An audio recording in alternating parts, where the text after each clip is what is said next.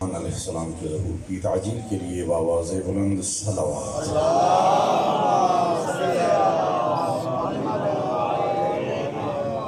جتنا مجمع تشریف فرما ہے اس وقت چکوال شہر کے دل میں مجلس سیازہ ہو رہی ہے، صلوات ایسے ہو کہ در و دیوار گونجنے چاہیے۔ سارے بندے صلوات پڑھو محمد اللہ۔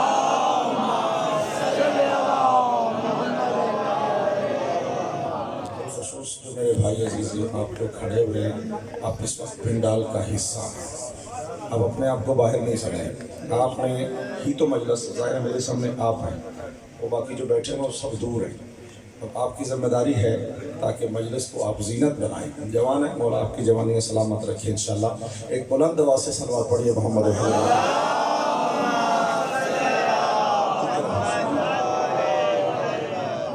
اللہ کے کائنات اس پاک محرم کا صدقہ میں جتنے ماتمی، جتنے جوان، جتنے بزرگ، جتنی مائیں بہنیں، ہمارے بچے چل کے درہمیں سخنیں جس طرح بھی صف اعظم میں شامل ہوئے، مالک کی کائنات ان تمام مومنین کو اس کا اجر عظیم عطا فرمائے۔ جتنے مومن عزادار ماتمی بیمار ہیں، مالک کائنات ان تمام بیماروں کو شفائے کامل۔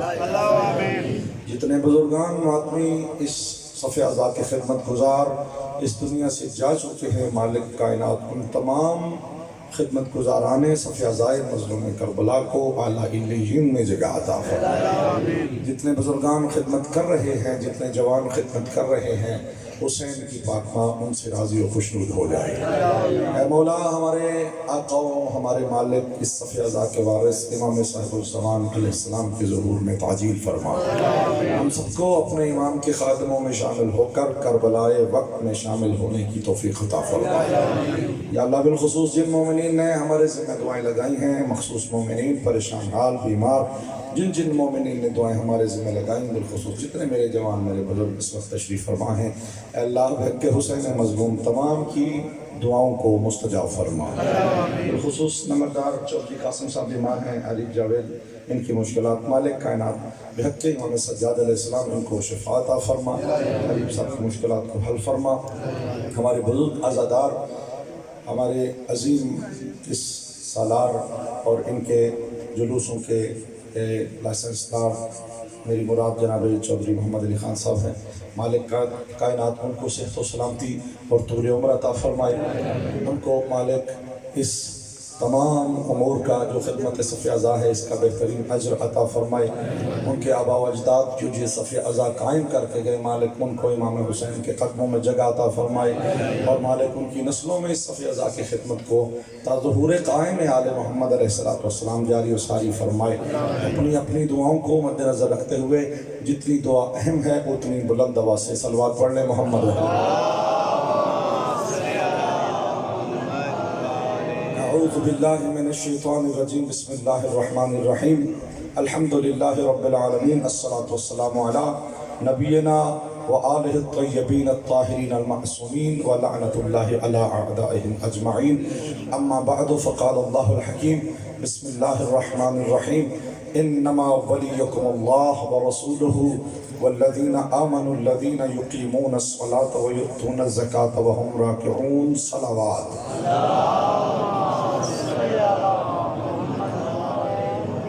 میرے بھائیوں، میرے عزیزوں، میں چاہتا ہوں کہ جتنے جوان اس وقت میرے دائیں بائیں موجود ہیں وہ میرے بازو بنیں، اور ہم ولایت علی ابن ابی طالب علیہ السلام کی وکالت کرتے ہوئے سارے زمانے کو یہ بتائیں کہ ہم نے علی کو ولی نہیں بنایا، اللہ نے علی کو ہمارا ولی بنایا ہے۔ جیو سلامت رہو، سلامت رہو، تمہاری جوانیاں سلامت رہیں۔ بھائی شیعہ نے علی علیہ السلام کو چنا ہے کہ سارا زمانہ ہمارے پیچھے لگا ہوا ہے، علی کو مانتے ہیں، علی کو مانتے ہیں، علی کو مانتے ہیں۔ کب ہم نے علی علیہ السلام کو اپنی خوشی، اپنی رضا اور اپنے کسی مقصد کے لیے مانا ہے؟ ہم تو مالک کی بارگاہ میں گئے تھے، اس نے کہا انما ولیکم اللہ، ہم اس کی بارگاہ میں گئے، تو ہمارا ولی ہے۔ یہ بندہ ناچیز تیری بارگاہ میں سجدہ ریز ہے، تو اس مالک نے کہا من یطع الرسول فقد اطاع اللہ۔ بولو بھائی جتنے بیٹھے ہو جتنے کھڑے ہو.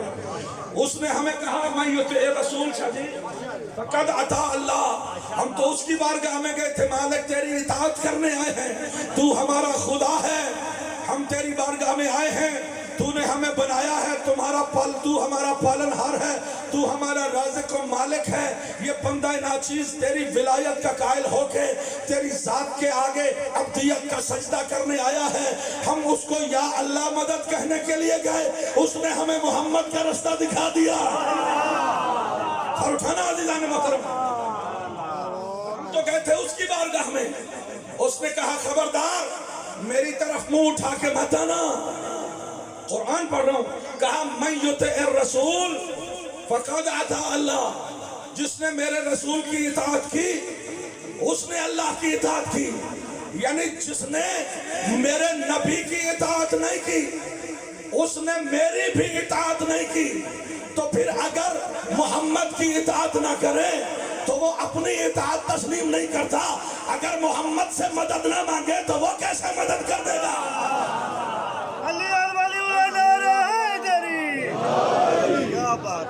وہ کیسے مدد کرے گا؟ وہ تو بغیر محمد کسی کا منہ دیکھنا نہیں چاہتا. کیوں وہ تو نہیں دیکھنا چاہتا کسی انسان کو, بلکہ اپنے محبوب سے کہا, یہ جملہ سننے قابل ہے, کہا قل هو اللہ هو احد. وہ اللہ ہمیں خود سے نہیں کہہ سکتا تھا. ہم سوتے اور ہمارے سرہانے کے نیچے قرآن رکھا ہوتا. بولو بھائی, ہم سوتے, اس وقت گرمی ہے, پریشانی ہے, لیکن اس وقت ذمہ داری بھی بہت بڑی ہے. لہذا ہر بندہ جہاں جہاں موجود ہے اپنی ذمہ داری کو ادا کرے. عزیزان محترم کھولے جگر لگاؤ تاکہ زمانے کو پتہ چلے ولایت کا مطلب کیا ہے. میرے بھائیوں میرے عزیزوں, ہم نے ولایت کو مان کے کوئی پارٹی بازی کی ہے؟ ہم نے کوئی اپنی سیاسی پارٹی بنائی ہے؟ ہم تو گئے اس کی بارگاہ میں, اس نے کہا میں ولی ہوں. تو جب اس کی بارگاہ میں گئے تو اس نے ہمیں رسول کا رستہ دکھایا اور کہا میں تم سے بات بھی نہیں کرنا چاہتا. اپنے حبیب سے کہتا ہے قل ان کنتم تحبون اللہ فاتبعونی. اے محبوب میں ان سے بولنا بھی نہیں چاہتا, تم ہی ان سے بولو. اگر اللہ سے محبت کرتے ہو تو محمد کی اتباع کرنا ہوگی. اگر اللہ سے محبت کرتے ہو, اے محبوب میں تو بولنا بھی نہیں چاہتا ہوں, میں تو ان سے کلام بھی نہیں کرنا چاہتا ہوں. یہ اٹھا کے میری طرف منہ آ رہے ہیں. ایک صلوات پڑھیے حبیب کی ذات پر. یہ میرے تک پہنچنا چاہتے ہیں, میں تو ان سے بات بھی نہیں کرنا چاہتا. آپ بولیے قل, آپ بولیے ان سے, میں نہیں بولوں گا, آپ بولیے کیا ان کنتم تحبون اللہ فاتبعونی. اگر تم اللہ سے محبت کا دعویٰ کرتے ہو تو مجھ محمد کی اتباع کرو. جو اللہ بغیر محمد کی اتباع کے کسی کا دین قبول ہی نہیں کرنا چاہتا, اسی محبت کو خدا قبول ہی نہیں کرنا چاہتا, وہ کس طرح منہ اٹھا کے خدا کی بارگاہ میں جا رہے ہیں بغیر مصطفیٰ؟ عزیزان محترم, اس نے کہا ما اتاکم الرسول فخذوہ وما نہاکم عنہ فانتہوا. جو میرا نبی دے لے لو, اور جس سے روکے رک جاؤ. یہی تمہارا دین ہے. بھائی اللہ کی بارگاہ میں گئے نا, اللہ کی بارگاہ میں گئے تو اس نے کہا جاؤ جو میرا نبی دیتا ہے وہی لے لو. تو اب جو اللہ کے حکم سے نبی کی بارگاہ میں نہیں آتا اور جو نبی دیتے ہیں وہ نہیں لیتا, تو کس طرح اس کا ایمان اللہ کی ذات پہ ہو سکتا ہے؟ جو اللہ کی ذات پہ ایمان رکھتا ہے اسے اللہ اگر کہے جاؤ تو اسے جانا چاہیے یا نہیں؟ جانا چاہیے نا. اللہ کہہ رہا جاؤ میرے محمد کے پاس, جو وہ دیتا ہے وہ لے لو, جس سے روکتا ہے رک جاؤ. اب ہم سارے مسلمان پہنچے مصطفیٰ کی بارگاہ میں, مسجد النبی کا ممبر, نبی نے ہمیں نماز دی, ہم نے نماز لے لی. نبی نے ہمیں روزہ دیا, ہم نے روزہ لے لیا. نبی نے والدین کا احترام دیا, ہم نے لے لیا. نبی نے ہمیں سچ بولنا دیا, ہم نے لے لیا. نبی نے ماں بہن کی عزت سکھائی, ہم نے لے لی. نبی نے ہمیں جھوٹ سے روکا, بولو سارے. نبی نے بے حیائی سے روکا, ہم رک گئے. نبی نے غلط کاموں سے روکا, ہم رک گئے. کیوں؟ اپنی مرضی سے نہیں. اس نے کہا تھا جو یہ دے وہ لینا ہے, اور جس سے روکے اس سے رک جانا ہے. اب چلتے چلتے نبی مدینے کی گلیوں میں جو دیتے رہے ہم لیتے چلے گئے, جو دیتے چلے گئے ہم لیتے چلے گئے. نبی نے واجب دیا وہ بھی لے لیا, مستحب دیا وہ بھی لے لیا, سنت دیا وہ بھی لے لیا, فرض دیا وہ بھی دے دیا. کوئی حد نہیں ہے. میرے بھائیوں نے مسواک بھی لے کے سینے سے لگا لی تاکہ زمانے کو پتا چلے کہ ہم مصطفیٰ سے ہر چیز لیتے ہیں. بھائی ہم داڑھی لمبی کیوں کرتے ہیں, ہم داڑھی کیوں رکھتے ہیں؟ سنت مصطفیٰ. ہم سفید لباس کیوں پہنتے ہیں جی؟ سنت مصطفیٰ. ہم یہ کام کیوں کرتے ہیں جی؟ سنت مصطفیٰ. ہم وہ کام کیوں کرتے ہیں جی؟ سنت مصطفیٰ. کیوں جی؟ جو کچھ نبی نے دیا تھا وہ ہم نے لے لیا. اللہ نے کہا تھا جو دے وہ لے لو, تو نمازیں دیتا ہے تو لیتے ہو, پلان کے ممبر پہ علی دیتا ہے تو منہ پھرنا.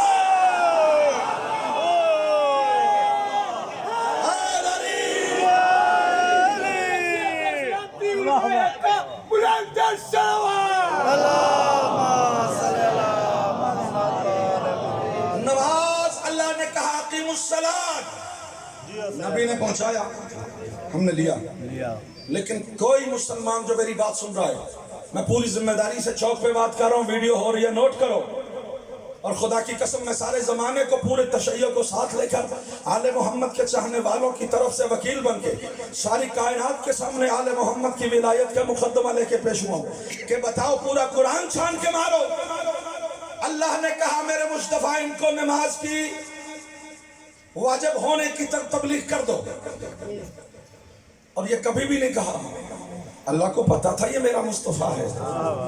کیسے ممکن ہے کہ میں اسے کہوں جا کے لوگوں کو میری عبادت کا سکھاؤ اور یہ نہیں سکھائے گا؟ اللہ تو وہ ہے جس سے محمد کی زبان پہ اتنا اعتماد ہے کہ اس نے اپنا قرآن بھی محمد کی زبان سے جاری کیا. یہ قرآن کیا ہے؟ کہاں سے آیا قرآن؟ کیا جبریل نے سنایا ہے؟ نہیں, کلام اللہ کا نکلا زبان مصطفیٰ سے. تو ذرا کردار عظمت مصطفیٰ کی نعت سنو.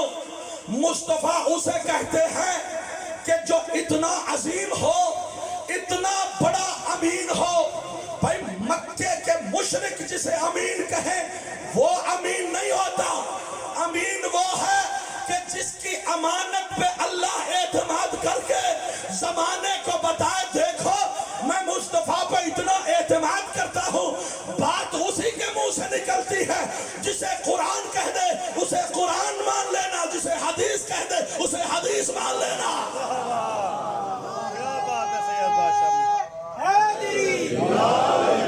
عزیزان محترم, جنون عشق سے جنون عشق سے تو خدا بھی نہ بچ سکا اقبال. واہ, جنون عشق سے تو خدا بھی نہ بچ سکا اقبال. تعریف مصطفیٰ میں سارا قرآن لکھ دیا. اور محمد و اہل بیت محمد صلوات. یہ پورا محلہ اتنی خاموش صلوات پڑے گا تو پھر آل محمد پہ صلوات کے لیے فرشتوں کو دعوت دیتے ہیں.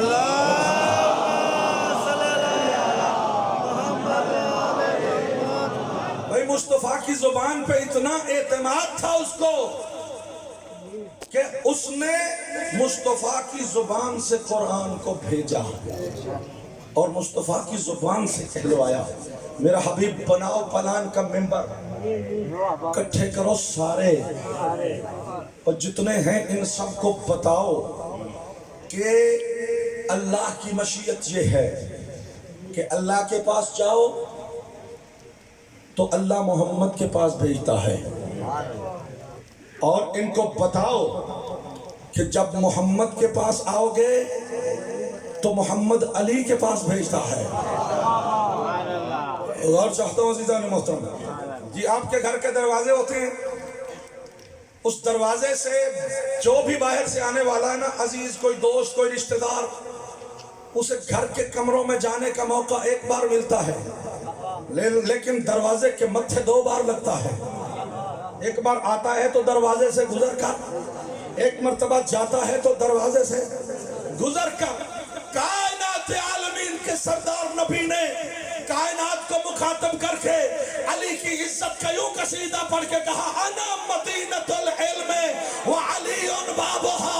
جس کو بھی محمد تک پہنچنا ہے نا، مجھ تک ایک بار پہنچو گے، ایک بار آتے ہوئے علی کے سامنے جھکنا ہوگا، ایک بار جاتے ہوئے علی کے سامنے۔ نعرہ حیدری، آتے جاتے مصطفیٰ تک پہنچنے کے لیے جو علی کا محتاج ہو، وہ بندہ کس طرح ڈائریکٹ خدا تک جانے کی باتیں کر سکتا ہے؟ تو یہ اللہ کا اسلوب ہے۔ کیا اللہ نے جو خود کروایا ہے کام، عزیزان محترم، مصطفیٰ نے اپنی مرضی سے اعلان ولایت کیا ہے یا اللہ کے حکم سے کیا ہے؟ حضور بولو نا، اللہ کے حکم سے کیا ہے۔ یعنی نبی تو چاہتے تھے کہ ابھی اعلان نہ ہو، لیکن اللہ نے حکم دے دیا کہ اگر اعلان نہ ہوا تو پھر رسالت خطرے میں ہے، تو پھر رسالت خطرے میں ہے۔ تو پھر نبی نے سب کو اکٹھا کیا، پلان کا ممبر بنا کے اعلان کیا، بات تو کر چکا ہوں۔ اس سے اگلی بات ہے، کتنا ضروری ہے، میں نے اب تک آپ کو سنایا کہ جو اس کا دشمن تھا، علی نے اسے کہیں بھی بھاگنے کا موقع نہیں دیا۔ تو جب ابتداء اسلام سے لے کر حجۃ الوداع تک علی نے ایک بھی دشمن نبی کو نہیں چھوڑا، تو آخر اسلام میں اللہ نے بھی کہا، محمد اب علی کا ادھار اتارے بغیر اسلام کو مکمل نہیں کیا جا سکتا، نہیں کیا جا سکتا۔ تو من کنت مولا فہذا علی مولا کا اعلان کروایا۔ جب کروا دیا نا، تو ایک بندہ آگے سے اٹھا، اور عموماً آپ کو پتا ہے ایسے جو بندے اٹھتے ہیں نا، وہ اپنے مشورے سے نہیں اٹھتے، اٹھانے والے ہوتے ہیں جو اٹھاتے ہیں۔ خدا کی قسم، ایک بزرگوار عالم دین کا جملہ نہ کہوں تو بات مکمل نہیں ہوگی۔ آپ نے غدیر پر ایسا جملہ کبھی زندگی میں سنا ہو، شاید ہی سنا ہو۔ وہ کہتے ہیں کہ جب منبر پالان پہ مصطفیٰ آئے نا، منبر پالان پہ مصطفیٰ آئے تو ان کے سامنے غدیر کا میدان نہیں تھا، کھلا ہوا قرآن تھا۔ کہیں سورہ مومنون تھی، کہیں سورہ منافقون تھی۔ جانے کسی کو سمجھ آئی ہے یا بات اوپر سے گزر گئی ہے؟ مصطفیٰ نے اعلان ولایت کر دیا، ایک بندہ سامنے سے اٹھا، اس نے کہا یا رسول اللہ۔ کہا جی۔ آپ نے کہا اللہ مانو، مان لیا۔ آپ نے کہا مجھے مانو، مان لیا۔ نمازیں پڑھوا دی، پڑھ لی۔ آپ نے ہم سے روزے رکھوا دیے، رکھ لیے۔ آپ نے ہم سے حج کروا دیا، صفا مروہ کے مابین دوڑیں لگوا دی، سارا کچھ تو کر لیا۔ اب یہ جو اپنے بھائی کو ولایت دے کے جا رہے ہو، یہ جملہ کہہ رہا ہوں، یہ آپ کی اپنی طرف سے ہے، ان امر اللہ ہے، کیا یہ اللہ کے امر سے ہے؟ نبی نے مسکرا کے کہا ہاں، اللہ کے حکم سے ہے۔ تو پھر قرآن نے کہا سأل سائل بعذاب واقع، کہ ایک مانگنے والے نے مانگا بھی تو کیا؟ عذاب مانگا۔ سأل سائل، کہ ایک سائل نے سوال کیا، کس چیز کا؟ بعذاب واقع، کہ مجھ پہ عذاب نازل ہو جائے۔ توجہات چاہتے ہیں عزیزان گرامی جہاں جہاں تشریف فرما ہو۔ بھئی مصطفیٰ اعلان کر رہے ہیں علی کی ولایت کا۔ کتنا بد نصیب ہے وہ انسان کہ مصطفیٰ زندگی دینے جا رہے ہیں، وہ موت مانگ رہا ہے۔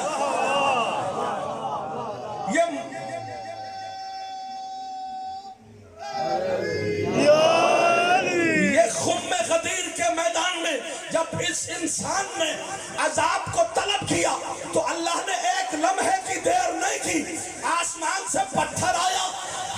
ابن نعمان فہری کے سر سے لگا، زمین تک نکل گیا، اسے اسی وقت زمین کا بھوسا بنا دیا تاکہ زمانے کو اعلان ہو جائے کہ علی کی ولایت زندگی ہے، علی کی ولایت کا انکار موت ہے۔ ہر بندہ ہاتھ بلند کر کے حیدری، علی کی ولایت زندگی ہے، انکار ولایت موت ہے۔ اور عزیزان محترم، یہ جو حارث ابن نعمان فہری تھا، یہ جو مرا، اللہ نے پتھر مارا، اللہ کو اور طریقہ کوئی نہیں۔ میرا محلہ سارا بولے یار، میں آپ پہ اعتماد کر کے پڑھ رہا ہوں خدا کا واسطہ، بھئی اللہ کے پاس اور کوئی طریقہ نہیں، بندوں کو ہارٹ اٹیک نہیں کر دیتا، اسے ہارٹ اٹیک کر دیتا، بھئی اس کا برین ہیمریج ہو جاتا، وہیں گر کے مر جاتا۔ مارنے کے 100 طریقے اللہ کے پاس، یہ ایسا ہی طریقہ کیوں اختیار کیا کہ آسمان سے پتھر آئے اور اس سے پتھر فنار کرے؟ نہیں، خدا کی قسم وہ بندہ آیا مجلس میں جس نے توجہ نہیں کی۔ خدا کی قسم ایک مرتبہ ایک دشمن خدا اللہ کے گھر کو گرانے کے لیے آیا، اس کا نام ابرہہ ہے، وہ ہاتھیوں کا لشکر لے کر کے آیا ہے، وہ آیا ہے علی کے دادا کے سامنے، کہا میں تمہارا کعبہ گرانے آیا ہوں، کہا کعبہ میرا کب ہے؟ کعبہ کا مالک کوئی اور ہے، تو دشمنی مجھ سے نہیں کر رہا، تیری دشمنی اس خدا کے ساتھ ہے۔ کہا اچھا تو آپ ہٹ جاؤ، وہ خدا جانے تو میں جانوں۔ اس اللہ نے قرآن میں وہ بات ساری واقعے کے طور پر نقل کر دیا، لم تر کیف فعل ربک باصحاب الفیل، اللہ نے اس اصحاب فیل کے ساتھ کیا معاملہ کیا۔ ابابیل کو بھیجا، کنکروں کے میزائل اکٹھے کر کے ابرہہ کے لشکر کے پھینکے۔ خدا کی قسم معصوم ارشاد فرماتے ہیں وہی پتھر جو دشمن خدا کے لیے تھے، اللہ نے ایک پتھر اسی وقت سے ہوا میں معلق کر کے رکھا، کیونکہ پتا تھا اللہ کو کہ ایک بار مجھے پھر اس پتھر کو استعمال کرنا ہے۔ دشمن علی نے علی کا انکار کیا نہیں، اللہ نے اپنے دشمنوں والا حملہ کر دیا۔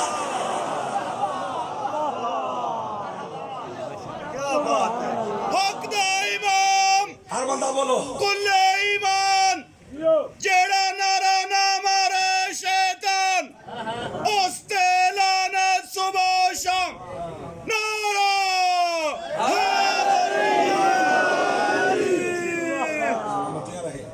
جوان سلامت رہے، مولا کے ماتمی سلامت رہے۔ عزیزان محترم، کوئی نبی ایسا نہیں آیا کہ جس نے بتوں کی مخالفت نہیں کی اور اللہ کی توحید کا عنوان نہیں عطا کیا۔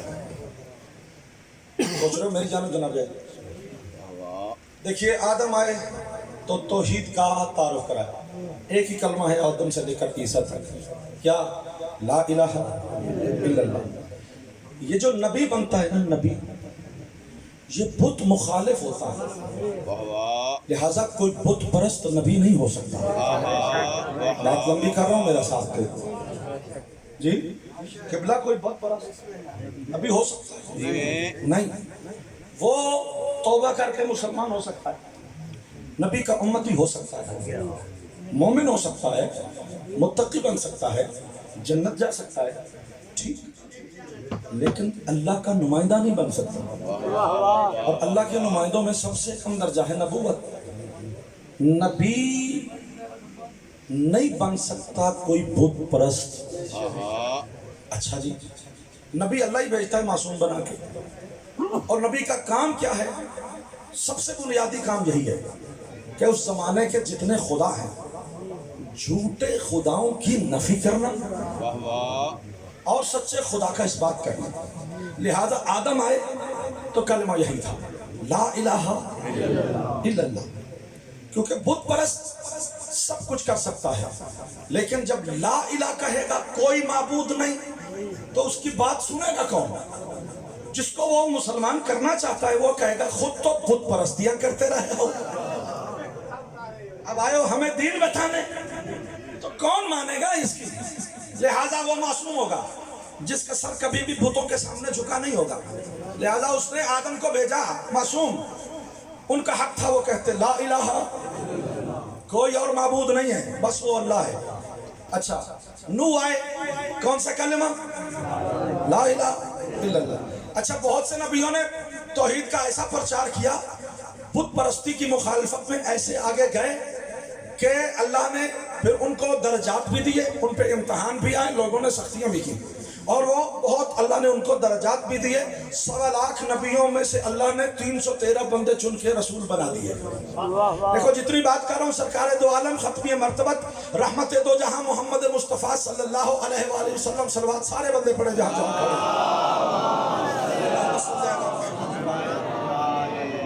سرکار دو عالم کو چھوڑ کر یہ باقی نبیوں کی بات ہو رہی ہے چونکہ سرکار کا لقب ہے ختمی المرتبہ. جہاں پہ رتبے ختم ہو جائیں وہاں سے محمد کی ابتدا ہوتی ہے. مصطفیٰ کی ذات مقدس کی بات نہیں, اس کے علاوہ باقی نبیوں کی آدم سے عیسیٰ تک سارے نبی بتوں کے مخالفت کرتے رہے. ہر نبی کا کلمہ لا الہ الا اللہ, لیکن ہر نبی کو اللہ نے رسول نہیں بنایا. 313 رسول. اچھا ان میں سے اللہ نے پھر چن کے مصطفیٰ کے علاوہ باقی 4 اولے العزم بنا دیے. ظاہر ہے جو نبی توحید کے تعارف میں جتنا زیادہ کام کر رہا تھا اللہ اتنا بڑا درجہ دے رہا تھا. لہذا یہ 4 نبی جو اولے العزم ہوئے بغیر مصطفیٰ یہ سارے کے سارے تمام نبیوں سے افضل ہو گئے. اب بعد از مصطفیٰ جتنے 4 اولے العزم ہیں ان میں سے ایک ہے ابراہیم جس کو اللہ نے امام بنایا. اب سوال یہ کرنا پڑتا ہے کہ ہیں تو سارے ہی معصوم, ہیں تو سارے ہی اللہ کے بھیجے ہوئے, ہیں تو سارے ہی با کردار, ہیں تو سارے ہی صاحب معجزہ, ہیں تو سارے ہی پاک و پاکیزہ, ہیں تو سارے ہی با عظمت, تو پھر اللہ نے اتنے بڑے عہدے رکھے ہوئے کہ 1 لاکھ میں سے رسول سارے نہیں بنتے. 313 اور ان 313 میں سے اولے العزم سارے نہیں بنتے. بس 5 مصطفیٰ کو چھوڑ دو تو باقی 4 مصطفیٰ کے علاوہ جتنے 4 ہیں ان میں سے امامت کا عہدہ اللہ فقط اور فقط ابراہیم کو دیتا ہے. مجھے سمجھ نہیں آئی کہ یا اللہ یہ ابراہیم کا ایسا کیا کام ہے, بتوں کی مخالفت تو سب کر رہے ہیں, تیری توحید تو سب منوا رہے ہیں, یہ ابراہیم کی کیا خاص بات ہے کہ جس کو آپ نے امامت دی ہے تو اللہ نے قرآن میں آواز دی قرآن کو پڑھو وَاتْلُ عَلَيْهِمْ نَبَأَ ابراہیم. میں نے ابراہیم کے قصے نقل کیے ہیں, ان کو پڑھو اور پڑھ کر سناؤ.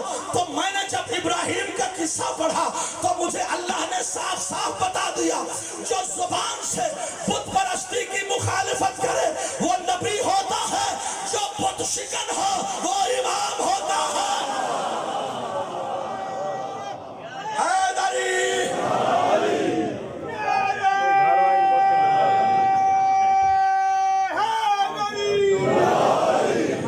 جو بت پرستی کی مخالفت زبان سے کرے. جی آپ سنو مولا علی کی بارگاہ میں یہ نیاز منظور ہو, خلوص جاتا ہے, قربانی نہیں جاتی. میرے بھائیوں میرے توجہ میرے مطلب پہ رہے, بھول تو نہیں گئے یار, پر نہ ہو جائے جب خدا دن آئے. جو زبان سے بت پرستی کرے, بت پرستی کی مخالفت کرے وہ نبی, جو بت شکن ہو وہ امام.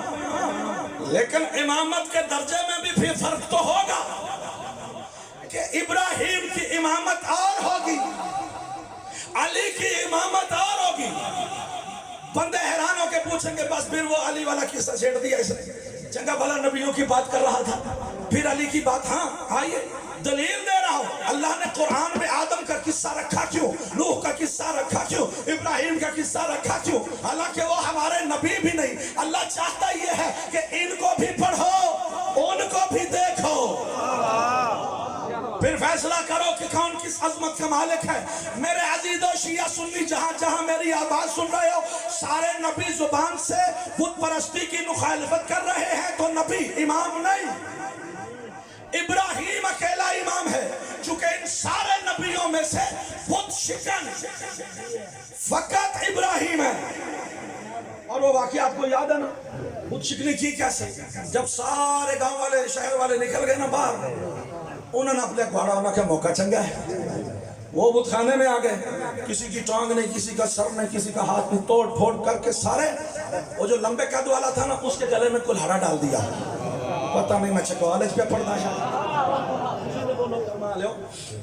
بزرگوار خدا کی قسم مجلس کی زینت ہے، دعا کرتا ہوں عباس کی عزت کا صدقہ مولک طول عمر عطا فرمائے، مجلس کی زینت سید ہم جیسے لوگوں کو ذاکر بنانے والے، مالک ان کی عزت اور عزت عظمت کو سلامت رکھے۔ میرے بھائیوں میرے عزیزوں، بت پرستی کر رہے ہیں، سارے نکل گئے، انہوں نے بس دیکھا موقع چنگا، دیکھنے والا کوئی نہیں، مارو، توڑ پھوڑ کر کے رکھ دی، اور جو لمبے قد والا تھا اس کے قد میں ڈال دیا کلہاڑا۔ اچھا وہ جب آئے واپس تو دیکھا اپنے خداؤں کا حال، تو کہا بھئی بات تو ختم ہو گئی ہے، پچھلے نبی بھی آتے تھے مخالفت تو کرتے تھے، وہ ہاتھ دھو گئی ہے اکا، ہم دوڑ کے پھینک دیا، کیا کر دیا، اب جائیں تو جائیں کہاں؟ تو قرآن نے کہا کہ انہوں نے فیصلہ کیا، کس نے کیا؟ سب کہہ رہے تھے یار ہم سارے باہر تھے، ہو نہ ہو یہ اسی لڑکے کا کام ہے، وہ ابراہیم، پکڑو لاؤ بلاؤ، لے کے بت خانے میں آ گئے، ہاں بھائی تم نے کیا ہے، میرا سر قلم کرو اگر قرآن کہے کہ ابراہیم نے کہا ہو کہ میں نے کیا ہے،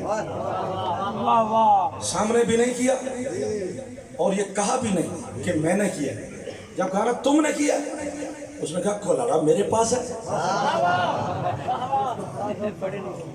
کہا کلہاڑا کس کے پاس ہے؟ کہا اس بت کے پاس، تو اس سے پوچھو، توجہ چاہتا ہوں، اس سے پوچھو، یہ ہے توحید کا دفاع، اس سے پوچھو، کہا وہ تو ہل نہیں سکتا، وہ بتوں کو تو کیسے توڑ سکتا ہے؟ تو ابراہیم نے مسکرا کے کہا جو ہل نہیں سکتا وہ بتوں کو نہیں توڑ سکتا تو تمہارا مشکل کشا کیسے ہو سکتا ہے؟ ہر بندہ میرے مولا علی ابن ابی طالب سارے نبیوں سے افضل ہیں، آؤ میں تمہیں بتاؤں، میرا مولا علی بھی بت شکن، ابراہیم بھی بت شکن، ابراہیم نے کیسے بت توڑے یہ تو قرآن نے بتا دیا، اور علی ابن ابی طالب نے کیسے توڑے یہ شبلی نعمانی نے بتا دیا۔ بندہ آیا ہی نہیں جس نے میری بات پہ توجہ نہیں کی، سیرت النبی کی کتابیں لکھنے والوں نے بتا دیا کہ علی ابن ابی طالب نے بھی بت توڑے، لیکن ابراہیم کی طرح اس دن نہیں جس دن سارے مدینہ چھوڑ گئے، مکہ چھوڑ گئے، خدا کی قسم علی نے اس دن بت توڑے جس دن مصطفیٰ نے فتح مکہ کیا، سارے مکہ کے اگلے پچھلے سارے بتوں کے پجاری اس وقت اکٹھے ہو گئے جب حضرت محمد مصطفیٰ نے علی کو دوش نبوت پہ سوار کیا، علی ابن ابی طالب نے ایک ایک بت پرست کو دکھا کے توڑا، یہ تیرا خدا ہے۔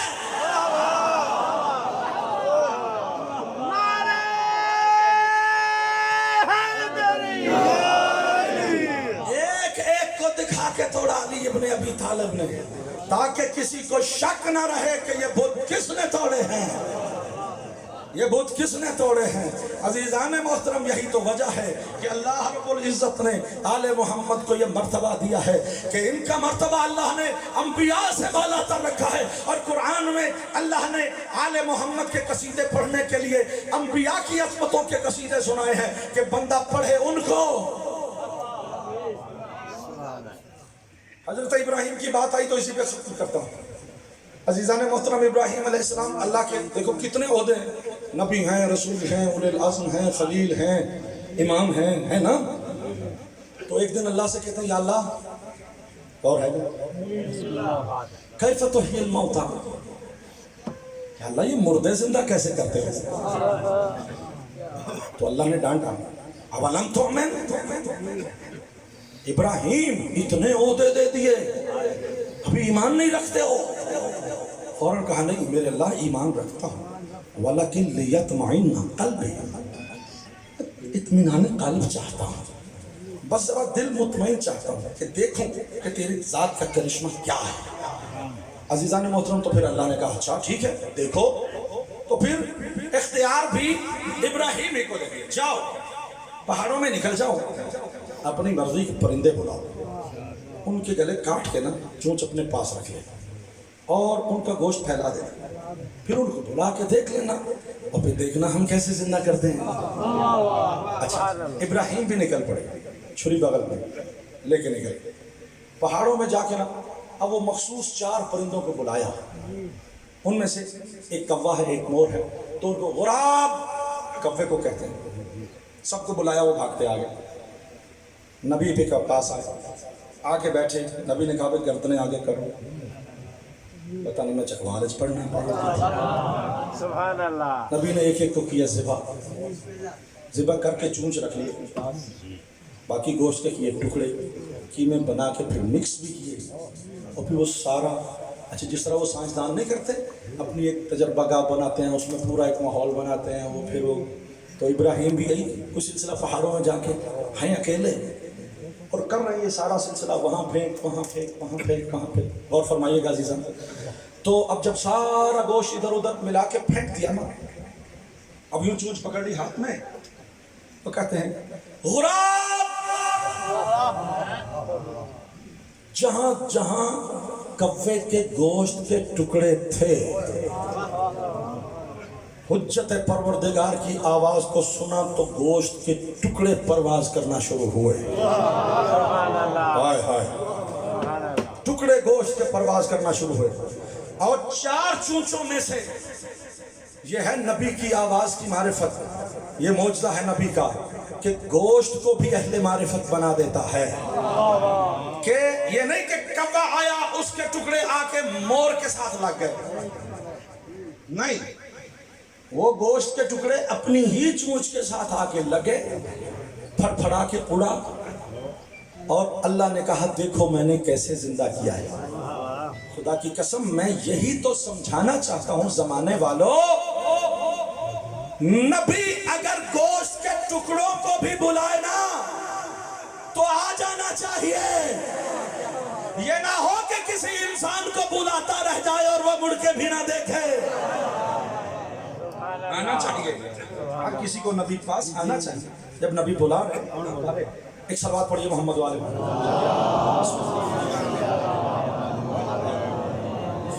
چلو انتظار کرو ہمیشہ. محمد والے محمد بلند صلوات.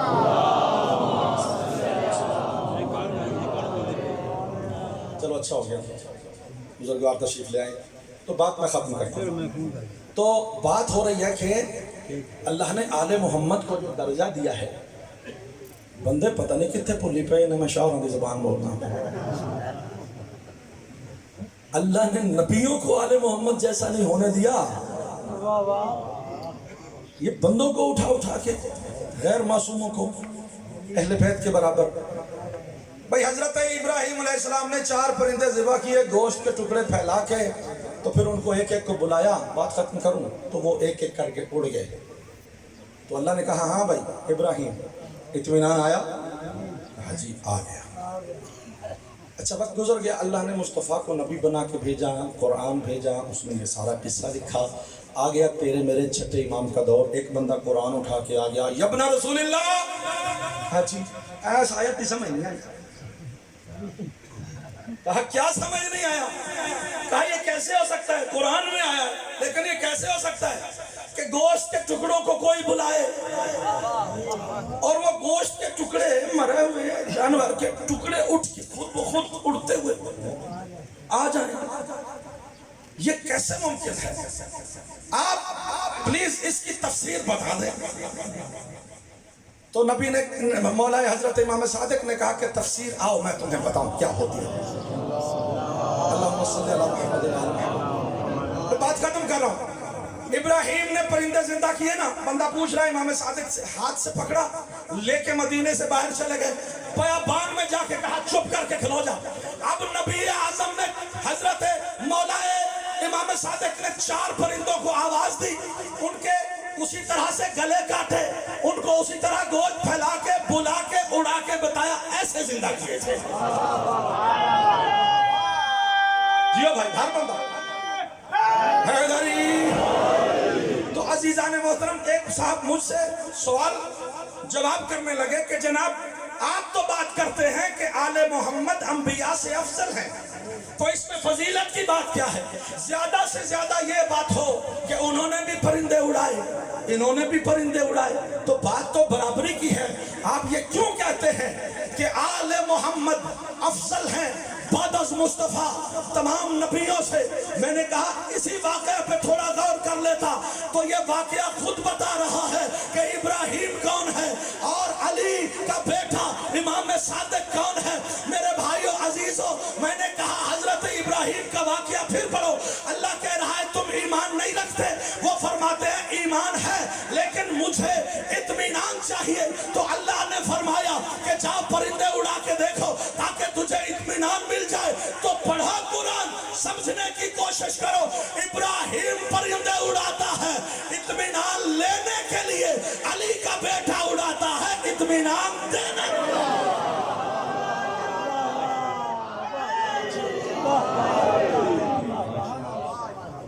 آل محمد کے گھرانے نے اس دین کو بچانے کے لیے اپنا گھر برباد کیا، پورا گھر لٹایا آل محمد نے۔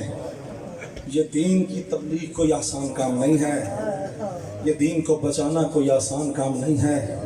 عزیزان محترم، ہر بندہ اگر اولی الامر بن جائے، ہر بندہ اگر اولی الامر بن جائے تو یہ منہ سے کہہ لینا آسان ہے۔ اولی الامر ہونے کے لیے بہنوں کے پردے بھی دینا پڑتے ہیں، بچوں کا خون بھی دینا پڑتا ہے، 6 مہینے کے لال اپنی آغوش میں ذبح کروانے پڑتے ہیں۔ خدا کی قسم حسین نے کائنات کو بتا دیا کہ دین بچانا کیا ہوتا ہے، دین کا وارث ہونا کیا ہوتا ہے۔ بس عزیزان محترم، ختم ہوگی پڑھائی۔ ایک جملہ کہوں گا، بھائی جان کو ممبر دے رہا ہوں، مصیبت کی زیادہ سے زیادہ گھڑی میرے بھائی کے پاس ہوگی۔ میرے بھائیوں، میرے عزیزوں، مولا عباس کے مصائب پڑھیں گے شاہ جی۔ ایک جملہ حسین کے اس بیٹے کا سنا دیتا ہوں کہ جو حسین نے سجدوں میں دعائیں مانگ مانگ کے لیا تھا۔ اے اللہ مجھے ایسا بیٹا دے کہ ہو بہو محمد مصطفیٰ ہو مصطفیٰ ہو۔ اللہ نے علی اکبر عطا کر دیا۔ خدا کی قسم، جب بیٹا مصطفیٰ ہوگا تو پھر پالنے والی بھی کم از کم ثانیہ زہرا تو ہوگی، چونکہ محمد فاطمہ زہرا کے بارے میں کہتے ہیں الفاطمہ تو ام ابیہا، کہ جب محمد کے لیے ماں کا کردار زہرا ادا کرے تو ہم شکل محمد کے لیے ثانیہ زہرا ہونی چاہیے۔ لہٰذا نقابوں اور پردوں میں 18 سال پالا۔ لیکن میں ایک ہی جملہ کہوں گا، اس سے زیادہ مصائب نہیں پڑھوں گا۔ عزیزان محترم، جو میں نے کتابوں میں پڑھا وہ یہ ہے کہ حسین کو اپنے ہم شکل پیمبر بیٹے سے اتنا پیار تھا کہ حسین نے ایسا جملہ کہا جو کائنات میں کسی باپ نے نہیں کہا، کسی باپ نے نہیں کہا۔ کربلا کے ایام ہیں، 8 محرم ہے، کل سے آل محمد کا پانی بند ہے، آل محمد کا سارا گھرانہ پیاسا ہے، بیبیاں، بچے، مرد، خواتین سب پیاسے ہیں۔ ذہن میں بات رکھنا تو میں آپ کو جملہ سنا دیتا ہوں۔ ہر باپ کو اپنی اولاد سے بہت پیار ہوتا ہے، لیکن جیسا حسین کو اکبر سے ہے کائنات میں ایسا کسی کو پیار نہیں ہے۔ میرے مولا حسین نے ایسا جملہ کہا کہ تاریخ میں کوئی باپ اپنے بچے کے لیے ایسا جملہ نہیں کہہ سکتا۔ خدا کی قسم، علی اکبر کو سینے سے لگا کے پوری رات جاگ کے حسین کبھی چہرے پہ بوسہ دیتے ہیں، کبھی ہاتھوں پہ بوسہ دیتے ہیں۔ ایک رات جناب ام لیلہ نے پوچھ لیا، مولا یہ راتوں کو اٹھ کے علی اکبر کے چہرے کا بوسہ کیوں لیتے ہیں؟ رو کے شبیر نے کہا، اے ام لیلہ، جب مجھے رات کو پیاس لگتی ہے نا، میں اٹھ کے علی اکبر کا چہرہ چومتا ہوں، میری پیاس ختم ہو جاتی ہے، میری پیاس ختم ہو جاتی ہے۔ عزیزان محترم، اتنا پیار تھا حسین کو علی اکبر سے کہ تاریخ مقاتل نے یہ جملہ لکھا کہ جب سر نوکے نیزہ پہ سوار ہو کے شام کے بازاروں میں گئے ہیں نا، خدا کی قسم جدھر جدھر علی اکبر کا سر جاتا تھا نوکے نیزہ پر حسین کا سر ادھر ادھر مڑنا شروع ہو جاتا تھا. سارے قاتلان حسین نے دیکھا کہ یہ حسین کی عجیب محبت ہے. ہم علی اکبر کے سر کو جدھر موڑتے ہیں حسین کا سر نوکے نیزہ پر ادھر ادھر رخ کرنا شروع کر دیتا ہے. حسین کو اذیت دینے کے لیے ایک رات ان ظالموں نے, جب رات ہوتی تھی نا, یہ سارے سر نوکے نیزہ سے اتار کر صندوقوں میں بند کرتے تھے. پہلے یہ سارے سر اکٹھے بند کرتے تھے. ایک رات حسین کو اذیت دینے کے لیے ان ظالموں نے ایک عجیب کھیل کھیلا کہ الگ طور پر حسین کے سر مقدس کو الگ صندوق میں ڈال دیا, علی اکبر کے سر مقدس کو الگ صندوق میں ڈال دیا. اب جب صبح انہوں نے دونوں صندوق کھولے نا, جب علی اکبر کے صندوق کے پاس رکھا تھا حضرت امام حسین کے سر والا صندوق, جا کے حسین کے سر والا صندوق کھولا تو اس میں حسین کا سر موجود نہیں ہے. یہ حیران و پریشان ہو گئے کہ حسین کا سر نہیں ہے تو یزید کو کیا منہ دکھائیں گے, یزید تو سزا دے گا. ان ظالموں کا دماغ چکرایا, دوسرا صندوق تو کھولنا ہی بھول گیا. ایک ظالم نے تازیانہ اٹھایا, میرے مولا سجاد کے پاس آیا, سجاد پہ ظلم کرنا شروع کیا. رو کے سجاد نے کہا ظالمو اب کیا ہو گیا؟ کہا سجاد جلدی بتا تیرے بابا کا سر کہاں ہے؟ رو کے میرے مولا نے سجاد نے کہا کہ اے ظالمو بتا میرے بھائی علی اکبر کا سر کہاں ہے؟ جیسے ہی جا کے علی اکبر کے سر والا صندوق کھولا, کیا دیکھا؟ شبیر کے لب ہے. علی اکبر کے رخسار پر رو رو کے کہتا ہے کہاں چھوڑ کے چلا گیا میرا لال. اللہ لعنت اللہ علیہ.